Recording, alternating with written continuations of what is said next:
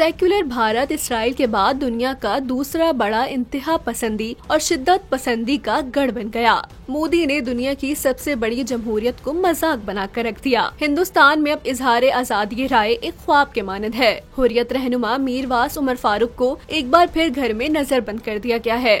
मस्जिद की इंतजामी तंजीम अंजुमन औकाफ का कहना है कि हुर्रियत रहनुमा मीरवास उमर फारूक को श्रीनगर की तारीखी जामा मस्जिद में जुम्मे के इज्तिमा से खिताब करने से रोक दिया गया। रिपोर्ट्स के मुताबिक अंजुमन औकाफ जामा मस्जिद श्रीनगर ने अंजुमन के सरबरा और मीरवास कश्मीर मौलवी मोहम्मद उमर फारूक को एक बार फिर अपनी रिहाइशगाह में नजरबंद करने पर शदीद अफसोस और मायूसी का इजहार करते हुए कहा है कि मीरवास को तारीखी जामा मस्जिद श्रीनगर में नमाज जुम्मा की अदायगी से रोकने का अमल बिला जवाज है। अंजुमन औकाफ के मुताबिक हुक्काम की तरफ से ये मनमानी और बिला जवाज इक़दाम एक ऐसे वक्त में सामने आया है जब रमजान के मुकद्दस अयाम चल रहे हैं।